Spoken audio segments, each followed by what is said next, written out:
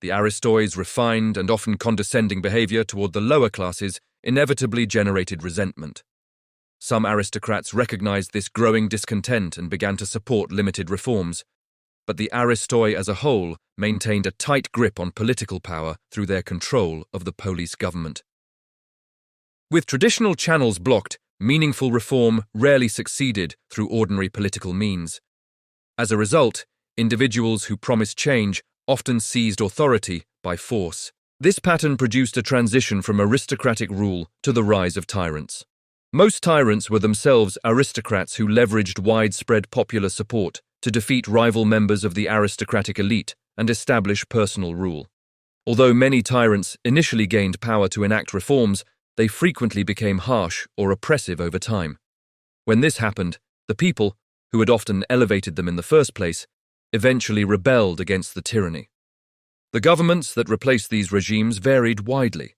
In some cases, forms of limited democracy emerged.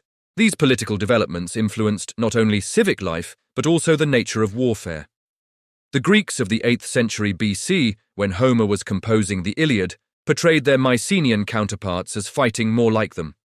Homer portrayed his warriors with armor, shields, boar's tusk helmets, and bronze weaponry that fit the Mycenaean style. He also gave them chariots. He and his fellow Archaic Greeks understood what they fought with, since they were grave robbers. The graves of prominent Mycenaeans, who were expected to excel at combat, contained these weapons and sometimes even chariots. However, Archaic Greeks did not understand how they were used. Homer portrays chariot warfare to be akin to a battle taxi, where aristocratic warriors, like Achilles and Hector, would be driven or drive themselves on the battlefield seeking enemy aristocrats. This completely misses the point of a chariot, since it is meant to be a mobile missile launcher. There would be a driver who would maneuver the chariot, while others would launch arrows and other projectiles against the enemy. While Homer accurately describes Mycenaean armor, shields, boar's tusk helmets, and bronze weaponry, he incorrectly assumes that Mycenaean warriors fought in the same manner as aristocratic warriors of his own age. In truth, Homer knew nothing about authentic Mycenaean battle tactics. He simply blended the martial practices of his own society with relics of an earlier civilization to construct his heroic world. So what then was warfare like in the late Archaic period? During this era, the aristoi had fully developed into a self-conscious elite class within the poleis.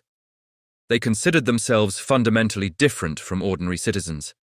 Their wealth provided ample leisure for training and drilling, and they could easily afford the armor and weaponry required for battle.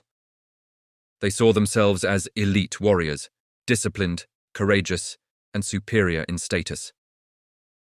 Because of their class identity, aristocratic fighters often observed a code of conduct in war.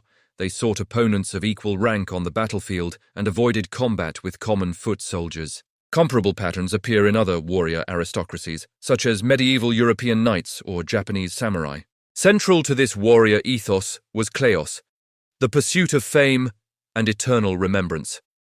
Achilles' dilemma in the Iliad, whether to live long and die forgotten or die young and gain everlasting glory, captures this mentality perfectly. The battlefield was the arena where aristocratic excellence could be proven through individual combat, courage, and feats of arms. Ordinary soldiers also fought and died in these conflicts, but they remained largely anonymous.